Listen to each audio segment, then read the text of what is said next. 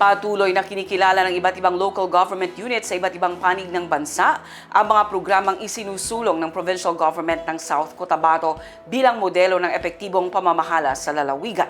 Narito ang report. Kamakailan bumisita ang delegasyon mula sa Provincial Government of Bukidnon sa South Cotabato Provincial Capital para sa isang consultative meeting at benchmarking kaugnay sa pagpapatupad ng universal healthcare. Kabilang sa kanilang tinalakay at inalam ay ang UHC Special Health Fund at UHC LGU Integration. Ang pagbisitang ito ay indikasyon na ang mga programang ipinatutupad ng provincial government ay hindi lamang epektibo kundi nagsisilbi pang modelo para sa iba pang LGU sa bansa. Patuloy namang palalakasin ng provincial government ang kalidad ng serbisyong pangkalusugan para sa bawat mamamayan. Jan Garcia, iMinds, Philippines.